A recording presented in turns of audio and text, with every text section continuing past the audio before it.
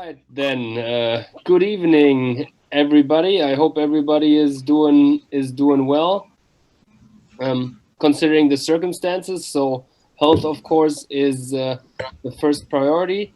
We're really happy that we're having another EBCA webinar tonight.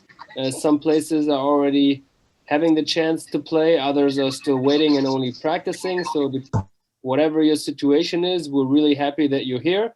And on behalf of the European Baseball Association, thanks a lot for joining, and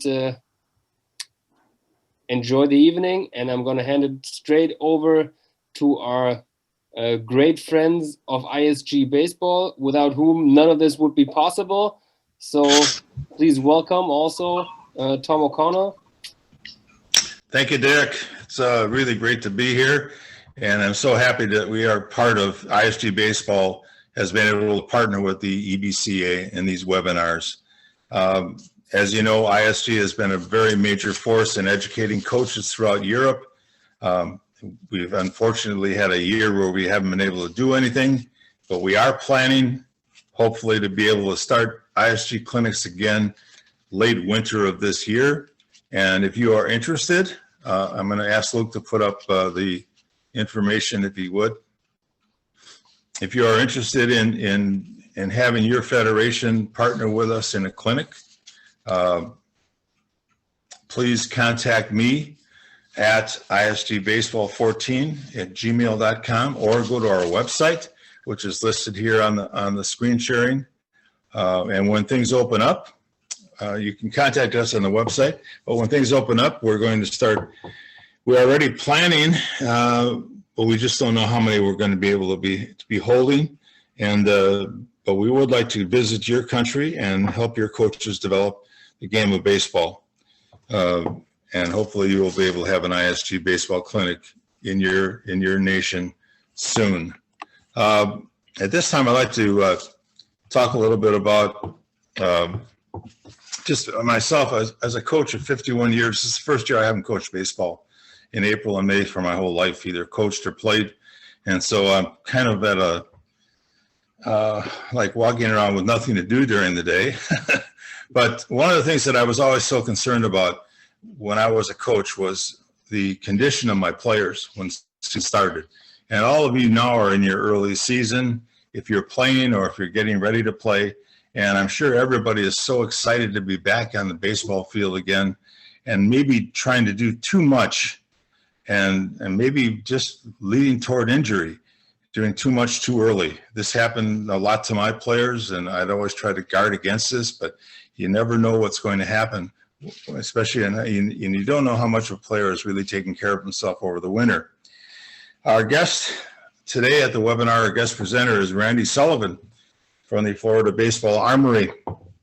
And Florida, besides being a frequent presenter with ISG at baseball clinics worldwide, he has a great background as a physical therapist and a strength and conditioning specialist. His aim at the Florida Baseball Armory kind of reminds me about what my goal was and my philosophy was as a coach in high school baseball here in the United States. And I always believed in the Kaizen principle of doing things, which is a Japanese term for just getting a little bit better every day, and no matter what you do, just a tiny bit better. And his goal at the Florida Baseball Armory is that every player who comes to the Armory should be able to move up one rung of the ladder where they would have been had they not visited Florida. And this, for me, is a fantastic goal. I hope you have you get some great information from Randy and learn a lot about preparing your players for the season and avoiding injuries. With that, I'm going to hand it off to one of the greatest guys I know, Randy Sullivan. All right. Well, thank you so much. Thank you.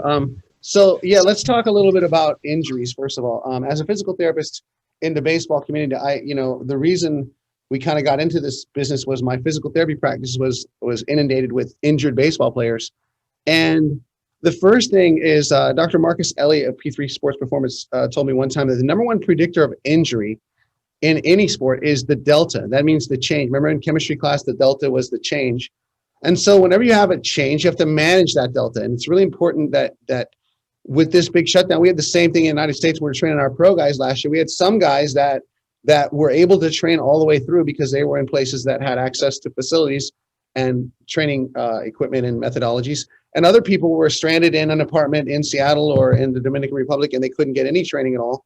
And so we had to work with the major league clubs to kind of individualize and put guys in buckets as to how prepared they were. So the ones who had thrown all the way through were able to do a little more than the ones who were just ramping up. And when you have a delta, like the beginning of a season, it's really important that you manage the ramp up and that we don't try to do too much too soon.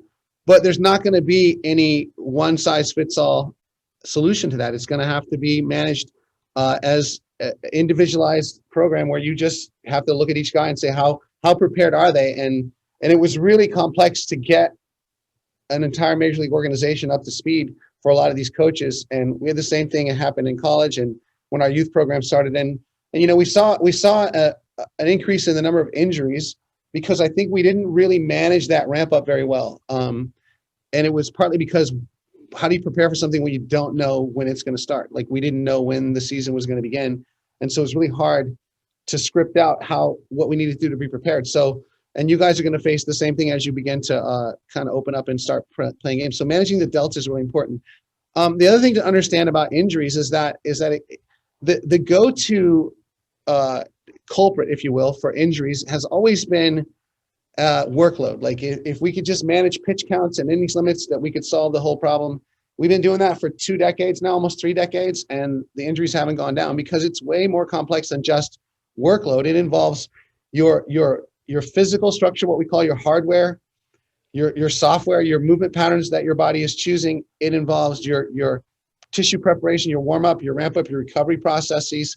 It involves your strength and conditioning programs, your long toss, your weighted ball programs, whatever those may be. They can either help you or hinder you. We have to make sure that those are ramped up gradually and used appropriately. And then there's sleep, nutrition, hydration, and psychological stress. All can contribute to injury. And if you're good at the first 5, then workload number 6 can be much more.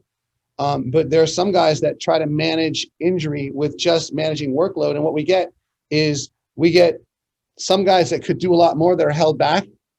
And we get some guys who are given this false sense of security that, I get this call all the time from parents that they say, I don't know how my son got hurt. He never went over the pitch count. Well, that's because it has to be customized. It has to be individualized. And that involves, understanding movement really. And what we find is that, we're over here at the Florida Baseball Armory, we're involved in both injury risk reduction and also, rehabilitating injured athletes, but also in developing performance and helping improve level of performance. And as it turns out, the same things that help you throw hard also help you throw safe and also help you throw accurately. And so command, velocity, and arm health don't need to be mutually exclusive. You can have them all. And honestly, you must have them all. If you're going to ascend to the highest levels of the game, you can't be a one-trick pony. You have to be available. You have to be healthy. You have to be performing well. You have to have your velocity ahead of your competitive peer group. You have to be able to command that velocity, and you have to have nasty secondary stuff to mix with it. And so that's our goal here at the Armory is to create it all. We're not ever going to compromise on we're going to get this in lieu of that. And we're never going to sell out to the risk reward notion that hey, guys are going to get hurt. You just have to accept it as part of the price of doing business. We understand that people are going to get hurt. We're never going to be able to prevent all the injuries, but we're going to do everything we can to mitigate those as best we can. And that involves a deeper understanding of movement. And that's what we're going to share with you today. And I'm going to go ahead and share my screen here. And we're going to talk about here at the Army, we call our facility is called the Armory. And it sort of speaks to that old age-old adage of where do you store your weapons? You're trying to build your weapons. Where you store them in the Armory.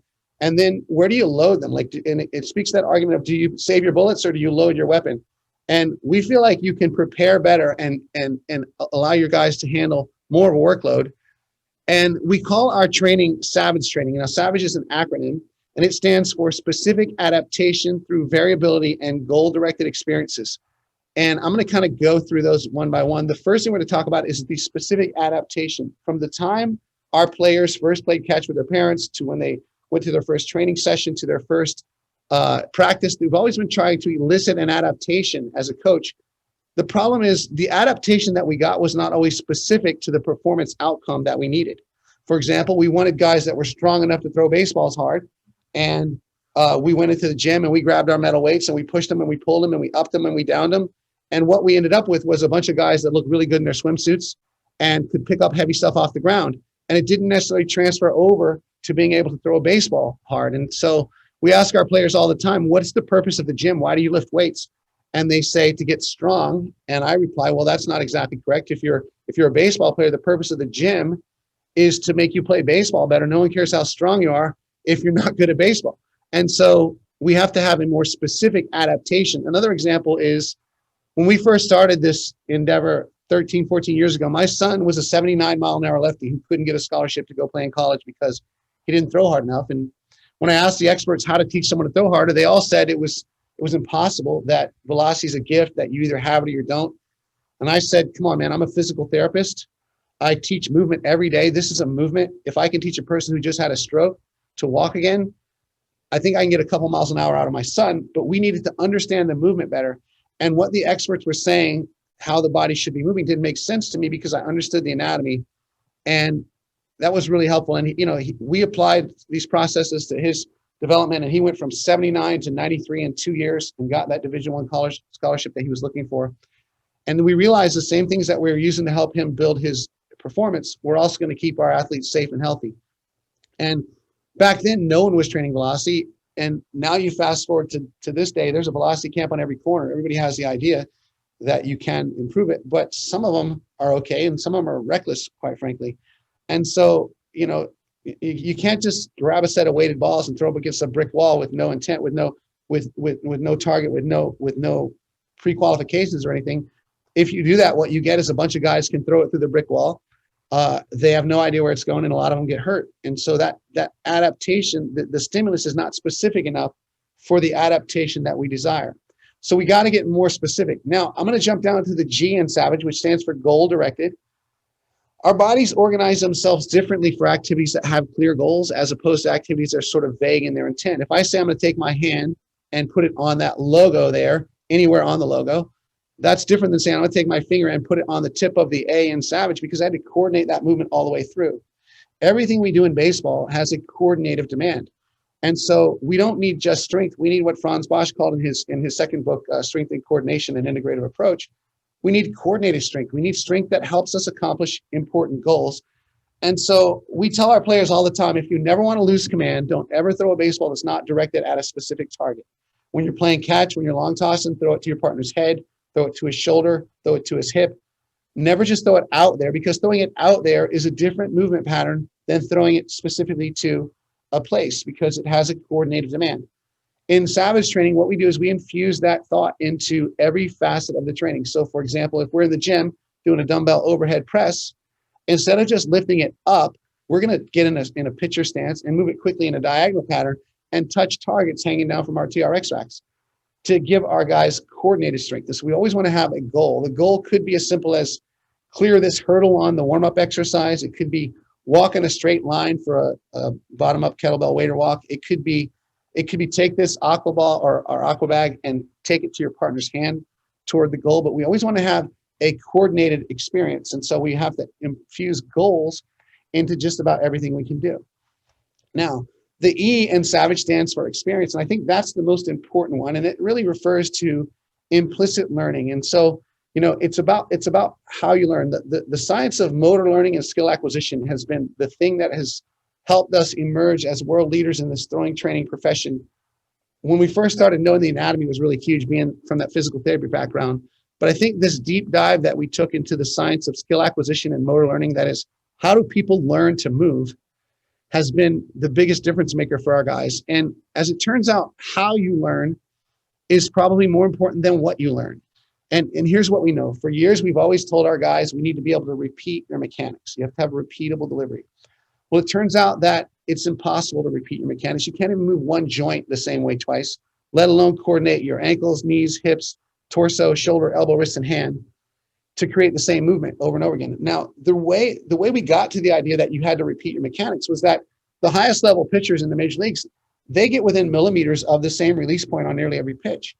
So the question is, do they get there by repeating their movement, or do they get there by being masters of adjustment of that movement?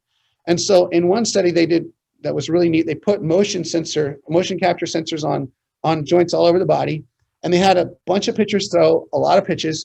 And normally, to see if you were repeating your movement, what you would do would be to look at pitch A and pitch B and pitch C and compare all the data. This time they did something different. They took like a wrist measurement from one pitch, an elbow from another, a shoulder from another, a hip from another. If the athletes were getting to the same release point by repeating their deliveries, then it wouldn't have mattered where we took the data analysis from, the data sample from.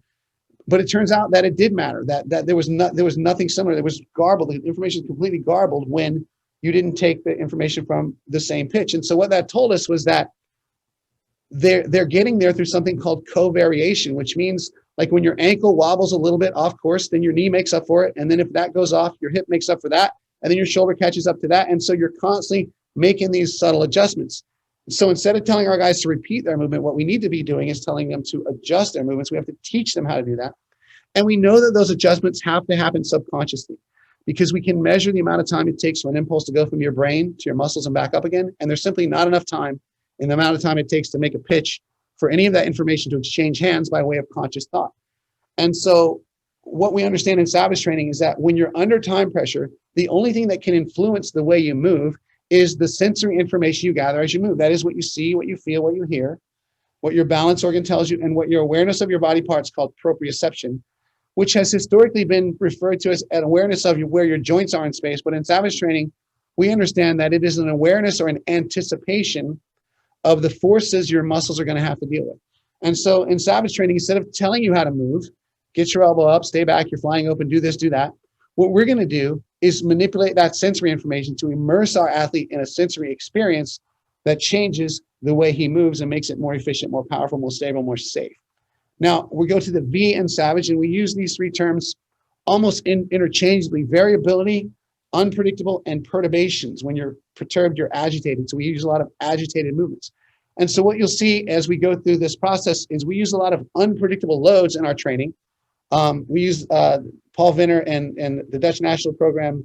They introduced us to this idea of using these aqua balls and aqua bags, where the stimulus is unpredictable, and it elicits something really valuable called a co-contraction, which we'll talk about.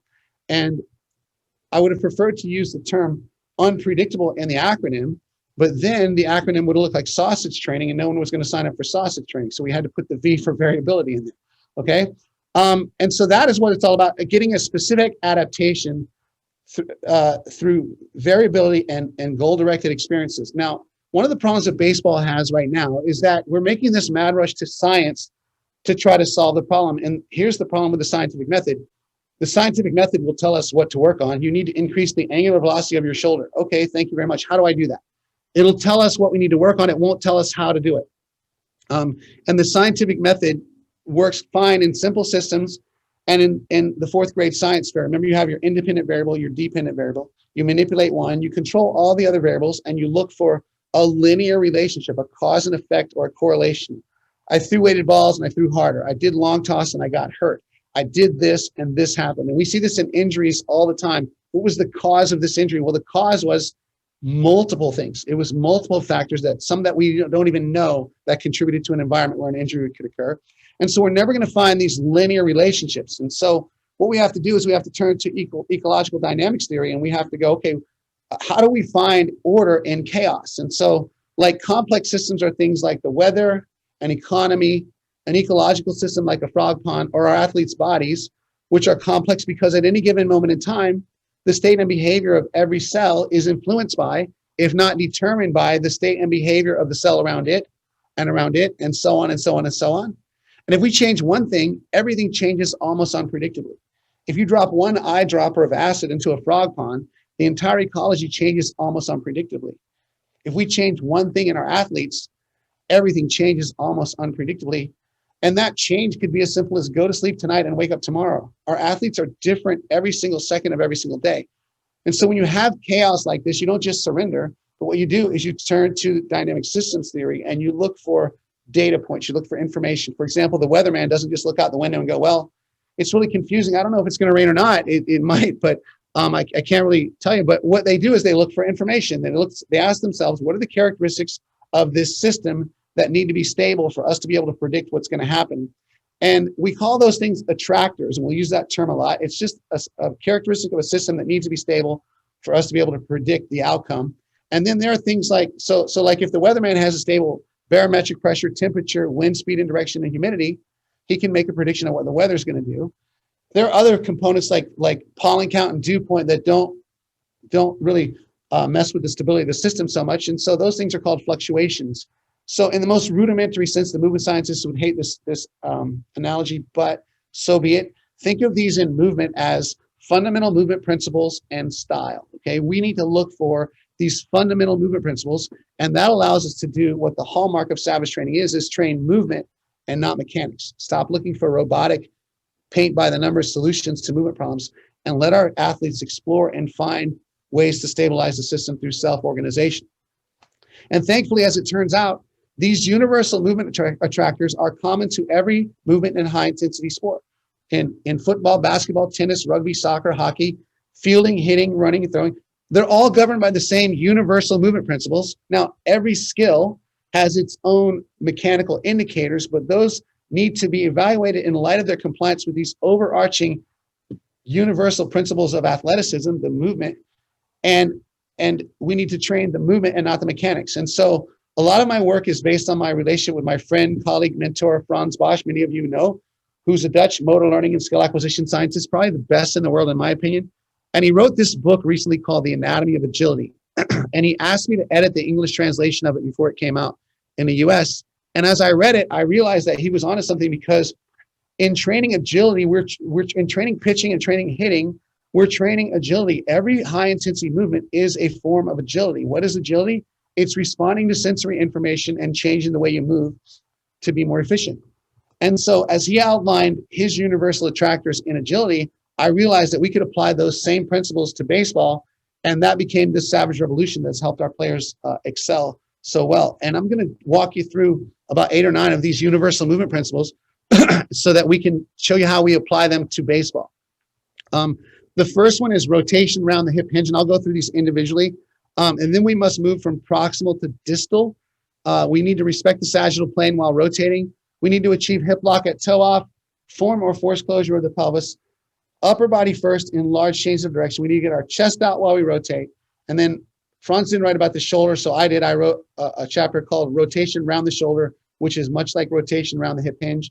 And then you have to keep your head still, okay? And so ironically, or not ironically, coincidentally, if you do the first 8 well, you tend to keep your head still. And if you keep your head still, you tend to do the first 8 well.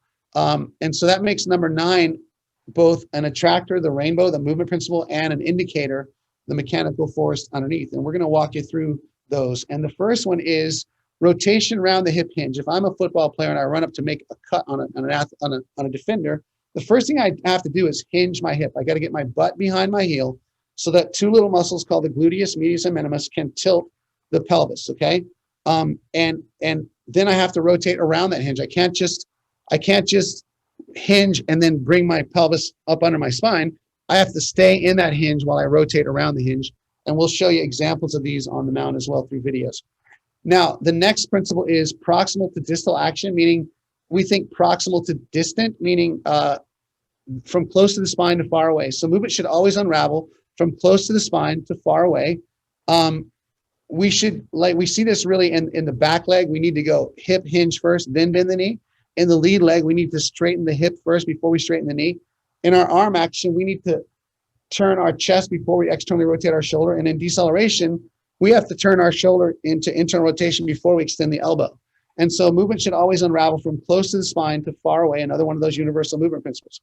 Now, when we say respecting the sagittal plane means bending my spine forward or backwards. When I'm in a rotational movement, like hitting or throwing, I shouldn't bend my spine forward or backwards. If I'm a defender in a rugby match or a football game, and you run up to me and you act like the guy on the left, okay, that's an inefficient movement because his spine is flexed as he's trying to rotate.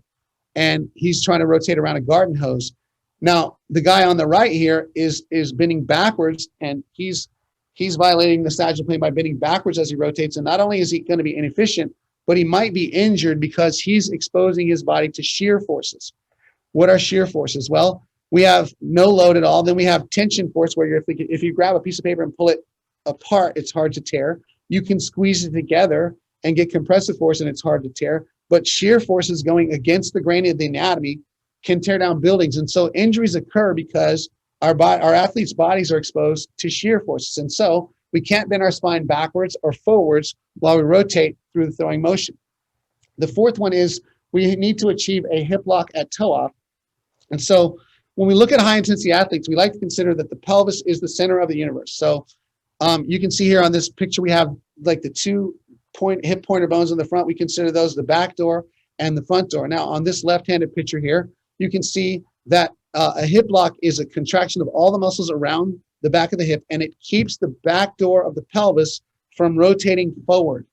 Great sprinters, when they run, their pelvis doesn't rotate forward, okay? It stays back at toe off and keeps it from rotating forward, and so they don't have swivelly pelvises. Lousy sprinters have swivelly pelvises, okay? So after we get the back door of the pelvis closed with this hip lock that we come to out of the hinge, and I'll show you examples of this as well, then we have to close the front door of the pelvis. That means we have to stop it from spinning, okay? We have to stop it from going in this transverse plane. The front door of the pelvis would be the front hip pointer, the front ASIS, if you understand the anatomy out there. We have to stop it from rotating in this centrifugal motion. And there are 2 ways we do that, through form or force. In form closure, the bones of the pelvis just fall together as if the wind blew the front door closed, and it requires very little energy to stop the pelvis from rotating.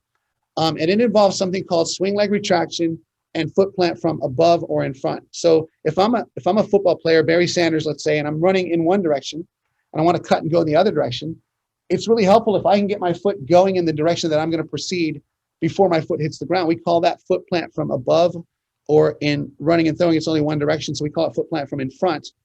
And when we do that swing leg retraction gives us that foot plant from in front. And then when we get our back hip to lock while our lead foot's in the air, the front foot comes backwards as it lands, going towards second base, and that causes our front door of the pelvis to stop rotating so that we have a nice stable base of support to throw from. And that's called form closure, but that's not the only way to do it. There's an emergency plan, okay? We call it the stab and stick. Sometimes in agility, there's a defender too close to me for me to be able to retract my leg and change directions. So I have to do something called stab and stick. I have to stick my foot in the ground hard and internally rotate my hip to get out of there. Some athletes, so like Scherzer and Clayton Kershaw, they get their back hip to lock, meaning the back door stays closed while their front foot's still in the air, and their foot comes backwards and lands going towards second base. But Aroldis Chapman doesn't do that. He slams in super hard, applies a large force to his front leg, and when he does, he activates a reflex we all have in us called the cross extension reflex. If you step on a nail with your left foot, your right hip is going to get you into a hip lock to get off of that nail.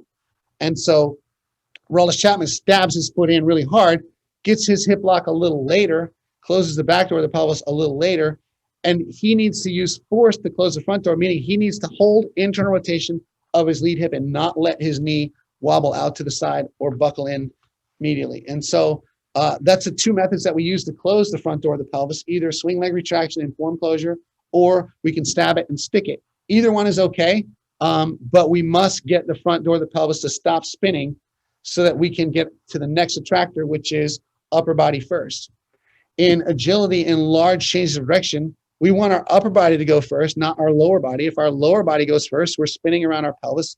So we need to put our foot in the ground and get our upper body to rotate around our pelvis. And so we have to stop the front door from spinning. When the foot hits the ground after weight-bearing foot plant, the hip, knee, and pelvis have to stabilize so the upper body can rotate around the lead hip. Failure to stabilize the lead leg can result in this spinning action. You see guys that'll throw the ball and spin off towards second base or the second baseman, or they'll either go in a backward direction, or sometimes they vault over their front leg because the front door of the pelvis hasn't closed. It's not that you can't throw hard like this. There are lots of guys that do. The question is, how long will it last and how accurate can I be? When the pelvis is still spinning, imagine you're on one of those carnival rides, the carousel, when you were a little kid and you're riding the horse around and your grandmother is out there and you're going to throw the ball to her with your pelvis spinning. If your pelvis is spinning, sometimes you might go, okay, sorry, Grandma, I missed you. I was a little late and let go of the ball and shot over that way. Or, oh, sorry, I missed you this way. Or as I'm going by, I have to straighten my arm out now and expose my body to shear forces as my pelvis is spinning to get the ball to home plate. And so we have to stop the pelvis from rotating so we can get the upper body to go through. Hitters who don't stop the pelvis from spinning hit mile-long foul balls in the parking lot, and they squib balls down the opposite field line. You have to stop the pelvis from spinning to get the upper body to come through to comply with this universal movement principle called upper body first in large change of direction. We also need to get our chest out while we rotate. The chest out is the thoracic spine. That's the vertebrae that have ribs attached to them. When we get our chest out, our lumbar spine is stable, and we add this third dimension of volume to our stretch. But more importantly, in throwing, it allows us to put the shoulder blade down and back toward the back pocket, which then allows us to get layback in our shoulder. If we don't get our chest out, we can't get layback, and we have to push the ball. And so we need to get our chest out while rotating. And then the eighth one was rotation around the shoulder. Now, remember, my friend Franz didn't write about the shoulder in his book, so we added this chapter. I cleared it with him, and he said we were spot on. But if you look at the hip and you look at the shoulder, they're both ball and socket joints. The hip is a deep, stable ball and socket, and the shoulder is more like a golf ball sitting on a tee. So it needs muscles to hold it in place. And it needs four muscles called the rotator cuff, one in the front, one in the top, two in the back. And when those muscles contract together, they put the head of the humerus right in the center of the socket. When the head of the humerus is centered right directly in the socket, your body will let you spin it in any direction as fast as you want to go. But if it starts to shear forward, backward, or up or down because we haven't controlled it with the rotator cuff muscles, then we're going to expose it to shear forces. And our body's either going to say, I'm not going to let you speed that arm up, or you're going to get hurt, or you're going to get hurt. And so this would be like the guy who just can't figure out, why can't this guy speed his arm up? It could be that his head of his humerus isn't seated directly in the socket so that he's stable and he can't rotate around the shoulder. And then the last one is you have to keep your head still. Remember that in time compressed situations, the only thing that can influence the way you move is the sensory information you gather. If your head's moving around, you're getting bad sensory information. I've never seen a great jungle tiger, sprinter, or running back with his head banging around. The head has to remain still so we get good sensory information.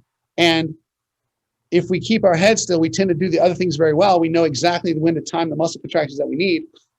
And if we don't keep our head still, or if we don't do the other things well, we don't tend to keep our head still, which makes number 9, remember, he's both the attractor, the movement, and the mechanical indicator below. So now what we do is we look at, okay, now each skill has its own indicators. And so what we look at in pitching is you have to be stable on your back leg, on your lead leg, in your throwing arm, in your glove side, in your trunk.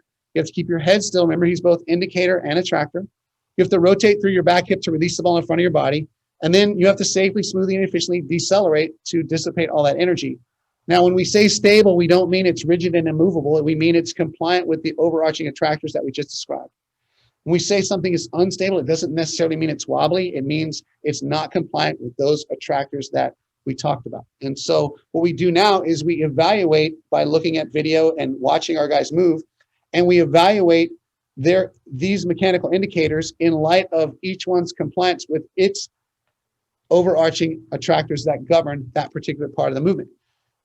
And savage training is centered around implicit learning. The E is experience and remembering under time pressure. The only thing that can make you move is the sensory information you gather as you move, what you see, what you feel, what you hear, what your balance, and what your awareness of or the prediction of the forces that your muscles are going to have to deal with. But we can't make it happen for athletes. We can't tell them how to do it. Their brain can't tell their body how to do it. The body has to learn to organize itself, and that's a concept called self-organization. And so I'm kind of a nerd with things like this, but I recently read this book called Self-Organization in Biological Systems, and I was reading about slime molds and honeybees and termites and anthills and beavers building dams and flocks of birds and schools of fish. If you've ever seen a school of fish dodge predators by staying in groups, and they have these fantastic acrobatical movements that they do. But if you ever stop to think, like, who's in charge? Like, how do they know when to turn? Is there some kingfish with a secret kingfish beacon who's like, 3, 2, 1, turn now? And then they all turn together? No, the truth is that complex systems always organize themselves, because down to the lowest level of the system, in this case, the fish, in our body's case, the cell, they organize themselves around a couple of simple rules. And in the fish, the rules are, number 1, swim close to your neighbor, but not too close. Rule number 2, don't stop swimming. If one fish stops swimming, they all crash.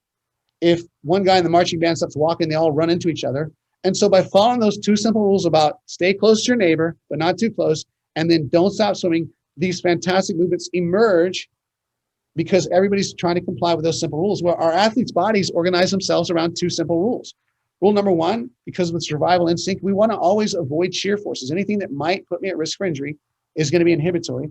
And so my body wants to avoid that. And number two is keep your muscles at or near optimal length. Every muscle or group of muscles has a length at which it's the most strong, powerful, stable, and safe. My biceps is weak when it's extended because it's too long, and it's weak because when it's too short because it's the muscles are inadequate there. But in the middle, it's super strong. And so we have to get our athletes to get near the positions where their muscles are at or near optimal length. And so they have to have enough mobility to get there. If you can't bend your elbow to the place where your biceps is going to be the strongest, you're going to have less output, more risk for injury, and burn more calories while you try to get there. So, but the problem is you don't need to be overly flexible, just enough to get close. And so we have to look at the physical assessment as well as the movement assessment and link their hardware to their software to help them make movement choices or encourage them to find movement choices that match their hardware. Some of the hardware we can change, some we can't. You know, we can change hamstring length, but we can't change the orientation of the hips where the bones come out of the pelvis, okay? And so you don't have to be a gymnast, but you have to have enough. Well, here's the problem. Because of anatomical traits of key muscles in throwing, the calves, the quads, the hamstrings, the glutes, the abs, the back, the chest, and the shoulder muscles, their anatomy dictates that the bandwidth of optimal for those muscles is very, very narrow, meaning you're going to be outside of optimal almost on every throw. You're going to have to find stability. And the way you have to do that is removing what we call muscle slack. Your muscles aren't sitting on your bones, ready to produce power, coordinate, control your body, or protect your joints while you're at rest. They kind of sag off like a hanging rope. And before you can express power, coordinate, control your body, or protect your tendons, ligaments, muscles, inert tissues especially, that you have to take the slack out of the system. You can't move the car in this picture until the rope is tight. And in a high intensity movement, like throwing or hitting, the only way to do that is with something called isometric co-contraction. Isometric means a muscle tenses but doesn't move. Right now, my biceps is one muscle tensing but not moving. When I say co-contraction, I mean all the muscles around a joint or limb tense but don't move. Right now, my entire shoulder is co-contracted. A hip lock is a co-contraction of all the muscles around the back hip. And so we need our guys to synchronize those up from their ankles to their knees, to their hips, to their torso, shoulder, elbow, wrist, and hand. But we already said there's no time to talk or think about it. So we can't tell them how to do it. But what we can do is the E in Savage. We can immerse them in a sensory experience that encourages their bodies to find these little tiny co-contractions that occur. And there are three ways that we do this. And this was given to us by Paul Venner of the Dutch National Program. Number one way is, the first way is through pre-tension. Sometimes manually, the glove side and the lead leg tend to be floppy because there's nothing in them. So we just ask our guys to tense them up, okay? Tense them up manually. But a better way to encourage pre-tension is to expose a body part to a large force. If I ask my athlete to run into the wall, the first time he might be floppy, the second time he's going to tense up. If his lead leg is wobbly, I can have him step off a 12-inch box, and the first time it might be wobbly, the second time it's going to pre-tense before it lands in anticipation of those forces. The U is the U in sausage, the V in savage, unpredictable loads. When the body's exposed to an unpredictable load, it reverts to its reflex of co-contraction. If you've ever held a squirming baby, caught a big fish, or ridden a roller coaster, or even taken a box out of the closet, you're not sure what's in it, you always tense up. And so by using these aqua balls and water bags and aqua bags, we're able to get our athletes to elicit these co-contractions. And more importantly, or as importantly, now I'm also able to get those into planes of motion that match a pitching or a hitting movement almost exactly to get us a more specific adaptation. And the third method that we use is time pressure. When the body doesn't have time to organize a movement, it reverts to co-contraction. If I stand up from this chair, there's no time pressure. I can just stand without tensing up. But if I'm running, I'm going to sprain my ankle in a hole. I tense up before I hit the ground. What's your fight or flight response when you get startled? Take the slack out, tense up because I got to go. And so we can use time pressure as well. And so those are the three methodologies or modalities that we use to elicit these co-contractions to find stability in these universal movement attractors: pre-tension, unpredictable loads, and time pressure. And so what we do then is we look at our movement assessment, and the gray lines here are all the 8 indicators: the back leg, the lead leg, the throwing arm, the glove side, the trunk, The head remains still, hip rotation and deceleration. And the lines underneath are just asking the question, is this movement compliant with its governing, overarching, universal movement principle or attractor? And so the first one is the back leg indicator. And in all of our studies, and we've studied thousands and thousands of pictures, both in injury risk reduction and in power production for velocity, the back leg is the most important. It's the first move. I always tell our guys, it's like getting a date with a lady. You got to get the first move right. If the first move is bad, you can pull it off. You can apologize the rest of the night and maybe get a date by the end of the night. It's just a lot better if you introduce yourself like a gentleman. And that is the back leg hip hinge rotating around the hip hinge attractor is governing that back leg indicator. So we have to get our butt behind our heel because we have to activate these two muscles called the gluteus medius and minimus. And when we do, they're going to tilt the pelvis. When the pelvis is tilted, it can resist the slope of the mound and store energy and power. The picture on the right, that's probably too much of a hinge. It's a 90-degree hinge. We need to be about 45 to 55 degrees for most people. Everybody has to find their own length, okay? So you can see here, the guy on the right is hinging his hip. The guy on the left is not, okay? Pretty clear. If you look down at your toe, when you're bending your back leg and you can't see your toe, you're not hinging, you're lunging or squatting, okay? If your knee is covering your toe, you're not hinging, you're lunging or squatting. So we have to hinge. But then we have to rotate around that hinge. So this guy looks really good on his hinge, but then all of a sudden, for no reason whatsoever, he decides not to rotate around it, but to tuck his pelvis up under his spine and arch his back. It looks like he's having a baby in his abdominals right there. And there's a lot of stress and shear force on the lumbar spine. So you can't bend backwards while you're rotating. And so you have to rotate around a hinged hip. Then we have to go proximal to distal, also governing the back leg indicator. The guy on the left is going to bend his butt backwards first and then his knee. And the guy on the right is bending his knee first and then his butt. You can see the difference there. Butt first, then knee first, then butt. Okay? So you got to hinge first and then bend your knee.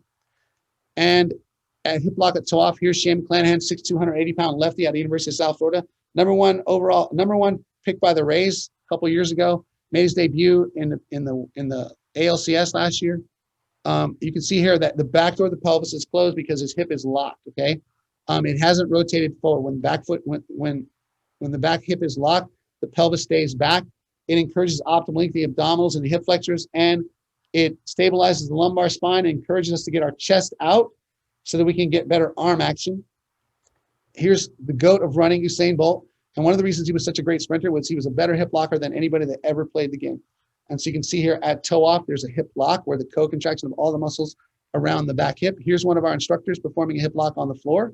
It's contraction of all the muscles around the hip. The knee is straight. We're up on the toe. The other hip is in flexion. The ankle is pointing upward. And we're as tense as we can be. And it's important to understand that we're not pushing to get there. It's the left leg in this case that's pulling this athlete off the ground. And then he catches that hip lock right there. And so we practice these a lot. And then we actually practice landing them like baseball players. And a hip lock is really when the muscles around the pelvis isometrically co-contract to stabilize the pelvis. And here is a video of 5 greatest in the world. This is the London Olympics. You can see, just watch Usain Bolt's pelvis, how stable it is. And even these other guys who are 2, 3, 4, and 5 in the world, look at how their pelvises are swiveling. They're not as good at hip locking, and so their head moves more, okay? And so hip lock at toe off is really important. There's the hip lock, okay? And we see it in baseball. Here's the hardest thrower of our generation, Aroldis Chapman. And you can see right here is a hip lock, okay? And then we look at the cheetah, the fastest land animal on the planet. And you can see here, we get a hip lock, okay, at toe off. And so we train this in our athletes in the gym. Here's one of our big leaguers right here going into a hip lock up onto a box. And you can see that move is a hip lock. And so we practice that fundamental movement principle, the attractor, constantly, because what we want to see is this. The guy on the left throws 94, 95. The guy on the right is 82. Just watch the back hip. Look at the front, the back door of the pelvis, that little hip pointer bone you have. And look how the guy on the left, his back door is closed. And the guy on the right, his back door is open, okay? And that's closing the back door. And then if we close the back door while our foot's still in the air, we're going to get this swing leg retraction and foot plant from in front like this. And here's a guy that 12th round pick by the Astros showing us what it looks like. The foot comes backwards as it lands. And here's a kid that trained with us for a whole winter. We trained him since he was 12 years old, 9th round pick by the Phillies. Just watch the 3 lead legs. In November of 2019, he's sliding in. And by February, you can see here, it's starting to retract a little bit because his hip lock is getting better. And then on the right, by March of 2020, You can see that his leg is coming backwards because his hip lock has improved so much, and he's getting swing leg retraction. And that gives him form closure of the pelvis. That's not the only way. We can do it through force as well. So this is the same guy from a different angle. As his foot come backwards, very little internal rotation required to stop the pelvis from spinning. And that's form closure. And that's how Scherzer and Kershaw do it. Watch his foot come backwards as it lands. That's form closure of the front door of the pelvis, as if the wind blew the front door closed.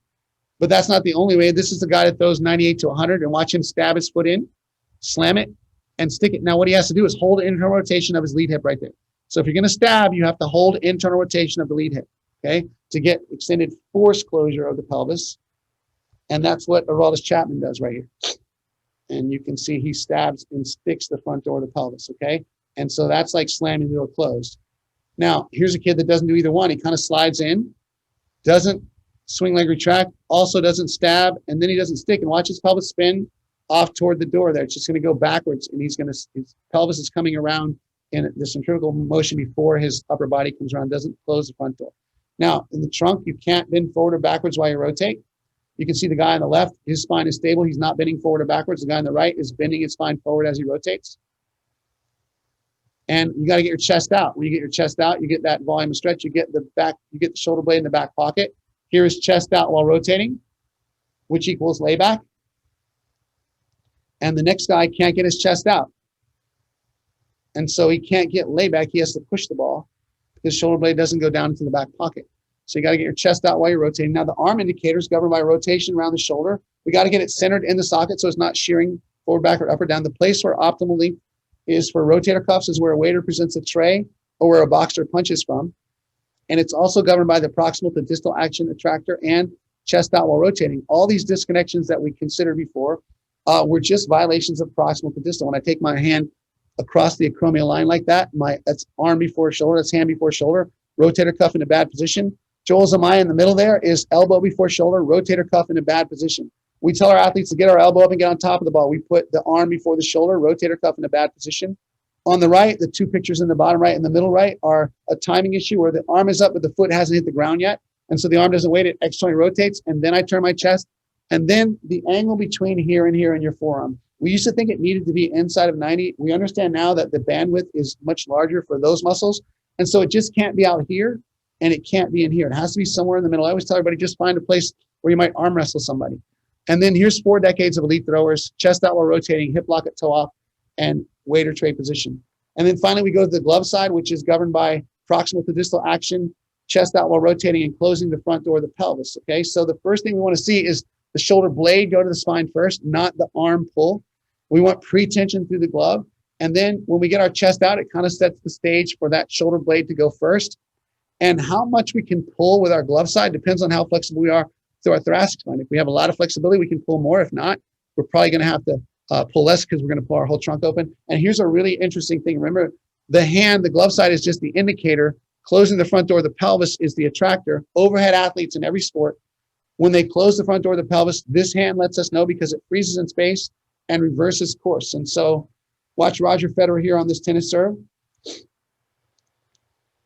His hand is going to freeze in space as soon as his pelvis stops spinning. And watch this volleyball spike, same thing. Hand freezes in space when the pelvis stops spinning. And watch this football player, Patrick Mahomes, throw a 50-yard bomb.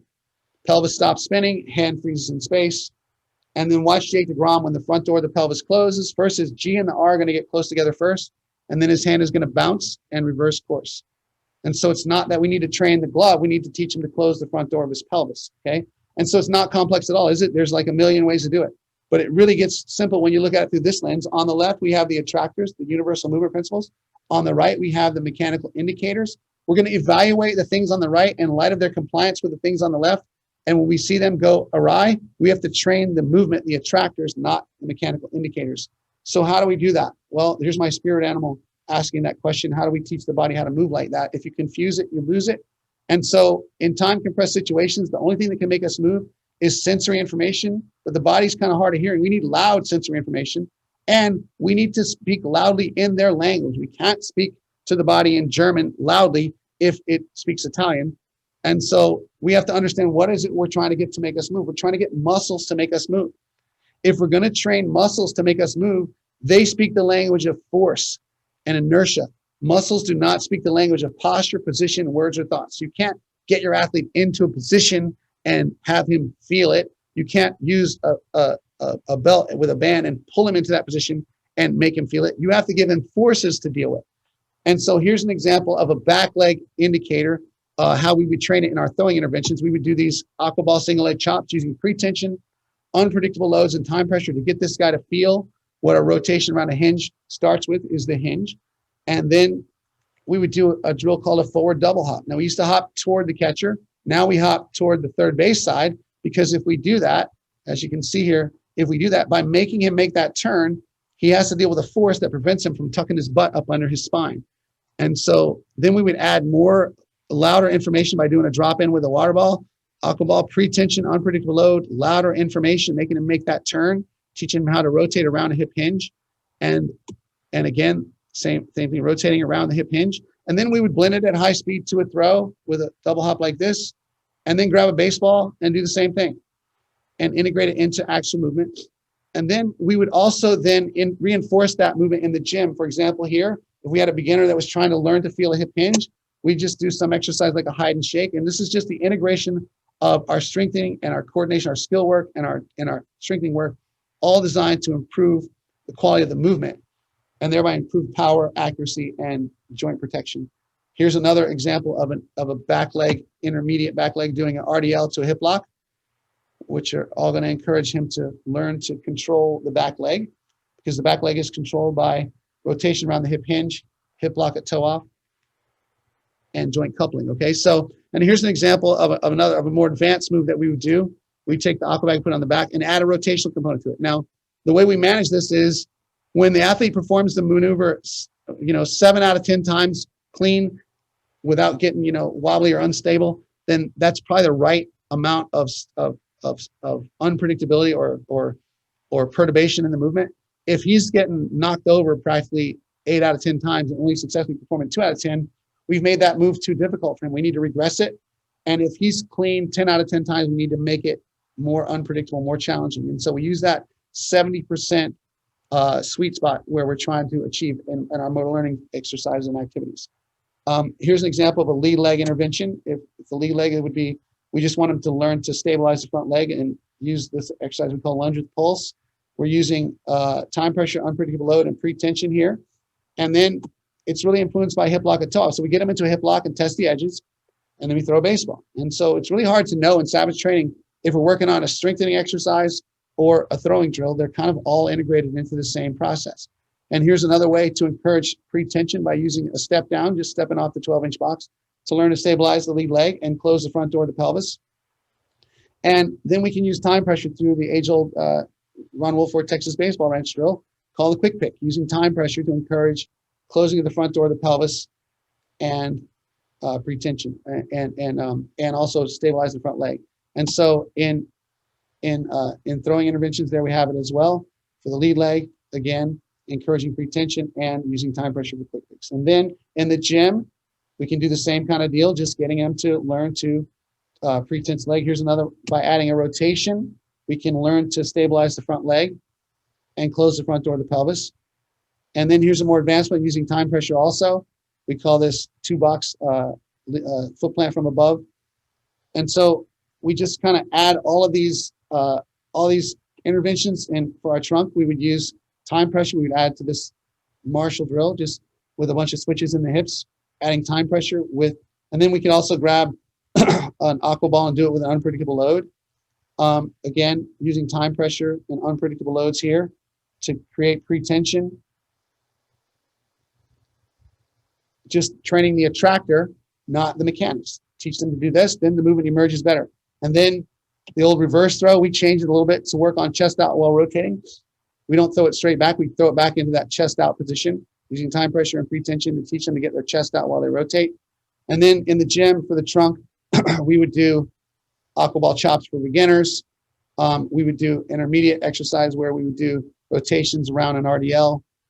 And then with a hydro vest on and a medicine ball, some exercise like this. And so it's just a matter of choosing activities that challenge the movement era. So complex systems organize themselves by splitting into one. They're going to find stability in one or two or three different states. And so what we have to do is look at where the movement's going awry and insert a perturbation in that area. For example, a beaver builds his dam the same way until we drop a boulder in the river upstream. And so what we got to do is look at where the movement's going awry, where the movement decision is going wrong, and insert a perturbation to make it more unstable there, so the body has to organize a more stable solution. And that is what savage training is all about. And it's been really, really effective in both improving performance and reducing the risk of injury because we have more stable movers.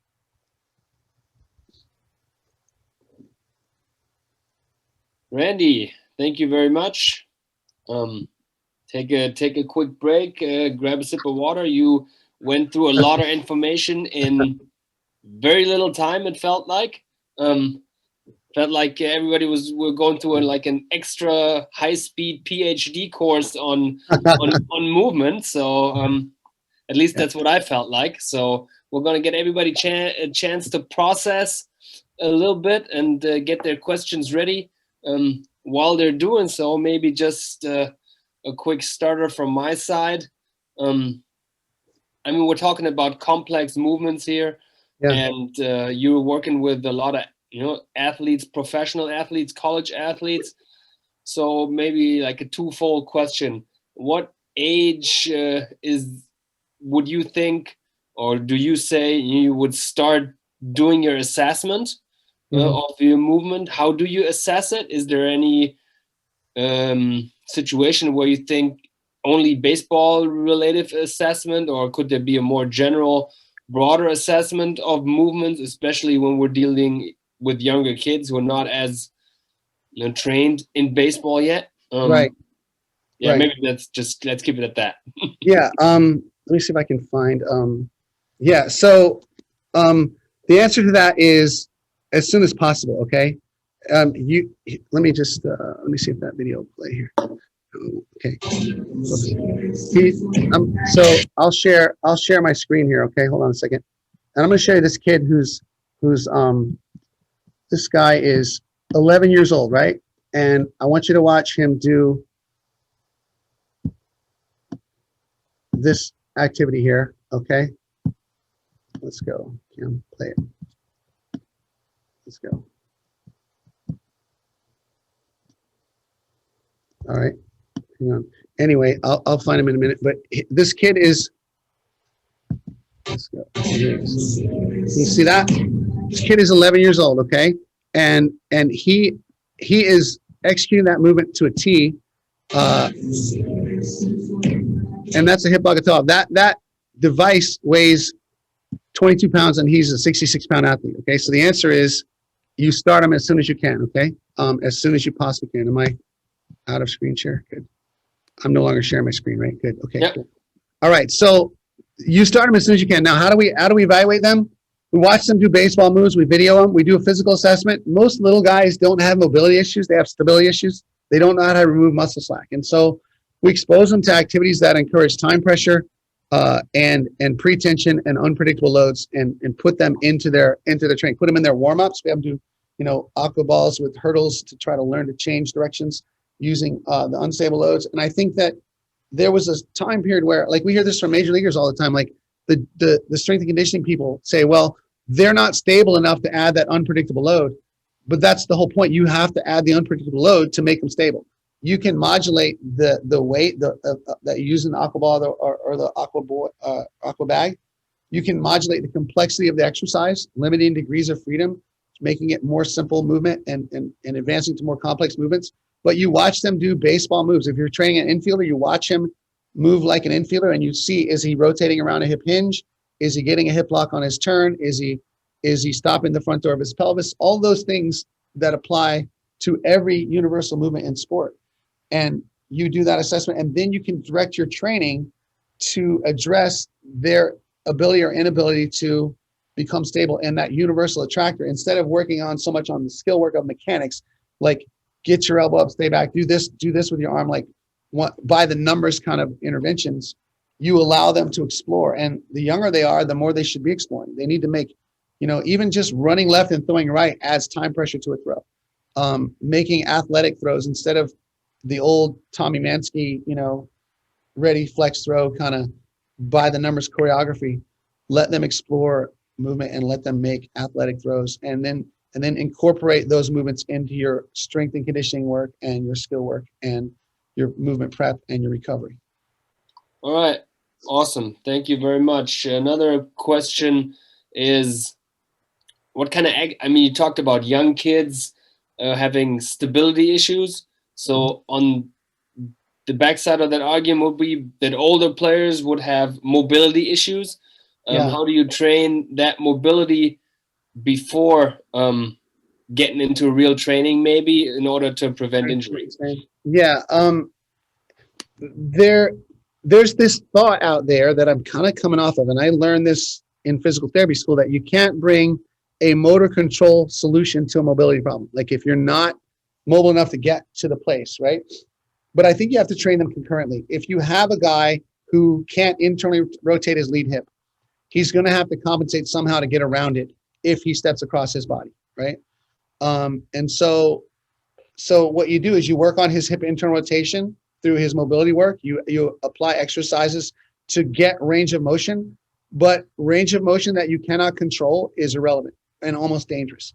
And so at the same time he's doing his activities to gain mobility, we have to get him to find stability with motor control. So we have to add an unstable load to the stretch. So we get to the end of the motion and perturb a water bag or something like that, and do a lot of dynamic stretching movements, dynamic mobility movements with perturbations added into it, so that we can train motor control and mobility concurrently.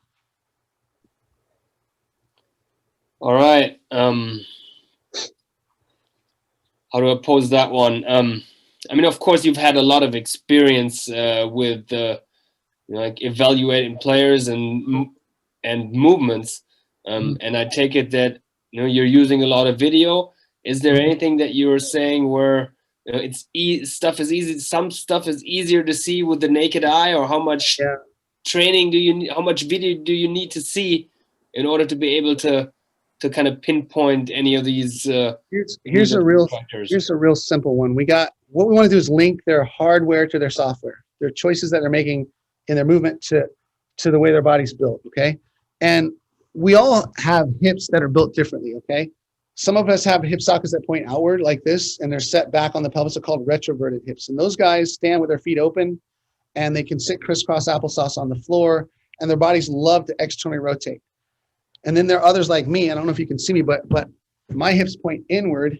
I'm pigeon-toed, and I stand around with my legs crossed all the time. And to sit cross-legged on the floor is hard, but I can bring my hips inward and W-sit like a champ. And so for me, having hips like that, if I step across my body, I have plenty of room to clear my lead hip. But a guy with hips that point outward, if he steps across his body on his first move, he's going to have a hard time getting around the lead hip. So he's going to have to go airborne, or bring his hip into flexion, or tilt his posture or something like that to get around his lead hip. And so you have to have a general idea of the hardware you're working with. And there are really two simple tests that you can do, okay? And I'll try to stand up and show this. One is just have the athlete stand and with his foot pointing forward, cross his legs and make the other foot go the other way. If he's got anteverted hips that point forward, that's no problem for him. If he doesn't have anteverted hips, he can't do that. I'll point my screen down so you can see my feet here. They're going opposite directions, no problem, because my hips point forward. The other one is to have them do this, like they're standing on a balance beam.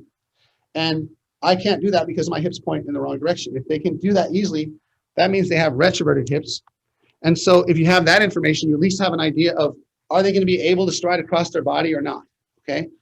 And then the other one is just to have them sit with a baseball bat and their knees together and turn, like if they had a foam roller between their knees, turn their thoracic spine this way and this way. And if they can't get the bat to go to the edge of the foam roller, they're pretty stiff in their thoracic spine. And so with those two tests, you really at least have a general idea of how this guy's body's going to want to move, just by having him face his feet opposite directions, then cross them over, and by sitting and rotating his torso. If he has anteverted hips and he can get around his front hip, but doesn't have good thoracic rotation, he's probably not going to be able to do it. And so when you assess those two things, you can link them with the software movements. And then once you learn those universal movement attractors, then it's just a matter of going, okay, is this body moving the way that works best for him? And usually the compensations that we see, things like pulling the glove, tipping the torso, yanking the head, opening the lead leg early, opening the chest early, they're usually compensations for a bad first move. The first move was not a hinge, it was a lunge or squat, and they shot themselves off toward the on-deck circle, and then they had to start compensating to try to get back. More times than not, I kind of feel like a broken record. If you can just teach them to manage a one-legged hinge and rotate around a hinge, the rest of the stuff downstream pretty much takes care of itself, okay? So if I was working with really young guys, and we work with 9-year-olds, 10-year-olds, we work with them on learning to rotate around a hinge dynamically, learning to put your foot in the ground and cut without tucking your pelvis up underneath you, learning to change directions rapidly by removing muscle sag, exposing them to unpredictable loads so that they learn to co-contract and develop that fundamental athleticism that then can be applied to skill. And so I think so many times in young guys, we focus too early on the skill, on trying to improve their mechanics when they're not good movers. They just don't know how to make these fundamental universal moves. And I think that if you can focus on the movement and not the mechanics early on, that's really helpful. Thank you. Two more quick ones here at least. Right. Oh, Tom, go ahead. Dirk, can everybody hear me? Am I on now? You're on. Yes. Randy, what would be the best way to teach that first move correctly for young kids? You get a kid coming in. What's the steps that you do with young players to teach that first move? Yeah, okay. First of all, you put them about 5 inches from a wall, and you start them on 2 legs, and they should be able to touch that wall and come back without making any noise on the wall, right? And then you get them to do it on 1 leg, and they should be able to hinge on 1 leg and have their butt touch the wall without making noise onto the wall, okay? If they learn to manage that hinge, then they can learn to manage it and then ride it a little bit, okay? And then we can start adding things like we can jump into the movement, we can double hop into the movement, we can step off a 12-inch box into the movement, we can step off a 6-inch box into the movement, but we get them going this way and force them to make a turn without tucking their pelvis up under, okay? If you look at a running back in football, he doesn't run up to you and go like this and then cut. He runs and then pivots around a hinge. And if we can teach our guys to understand what a one-legged hinge is, and it's not a sit and it's not a lunge or a squat, when they learn to control that move, a whole universe of downstream movements open up almost naturally. So I would spend a lot of time working on that particular part.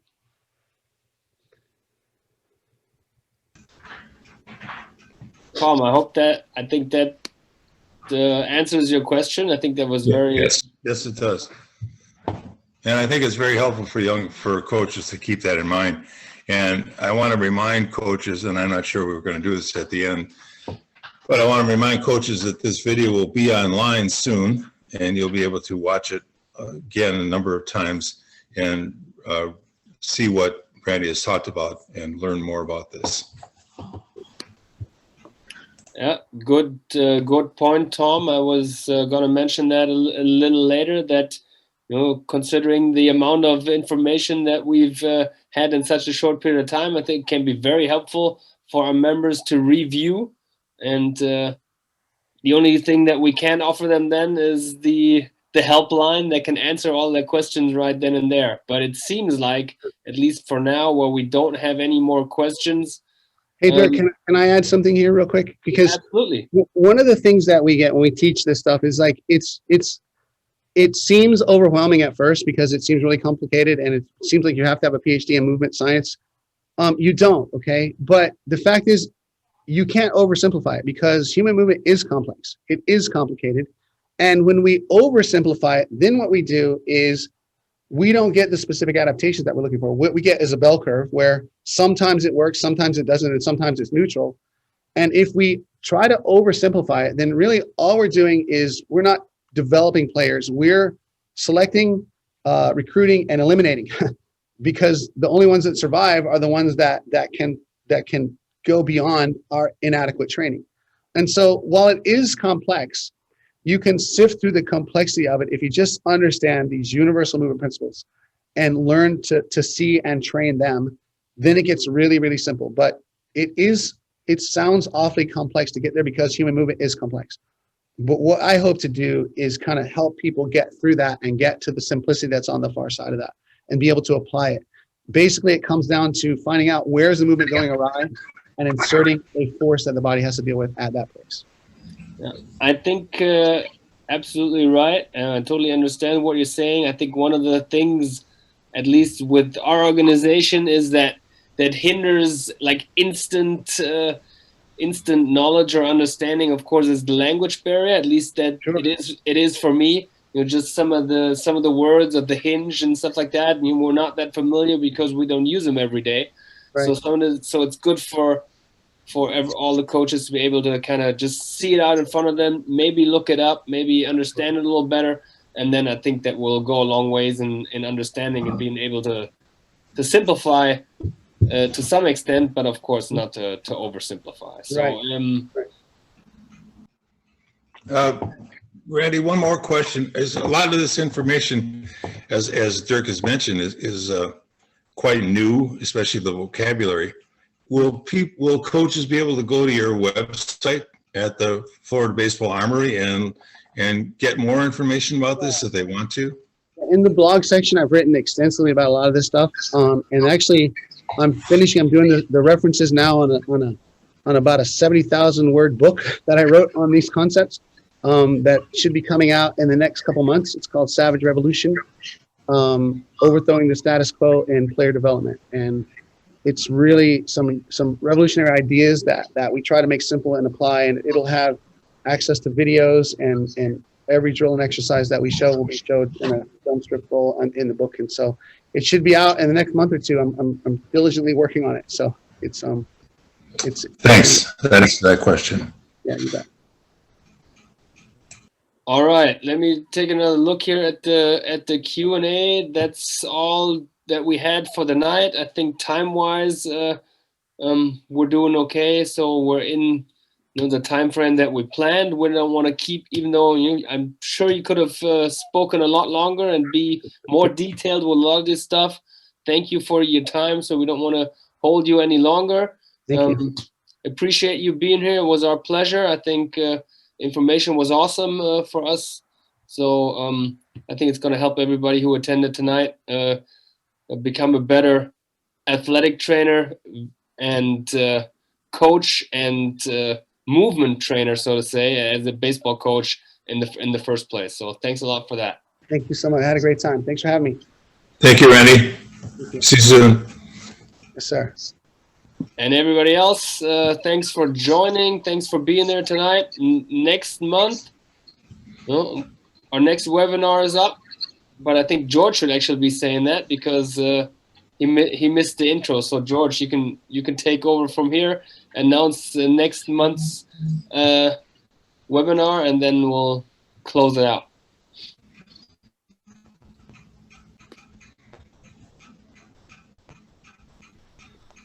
Oh, I think you did a great job, Dirk. Thanks for taking over. Guys, just stay tuned. I think Dirk said it. It's a great chance to learn from the best, and so hope to see you all for the next webinar, first Monday in June. Take care, guys.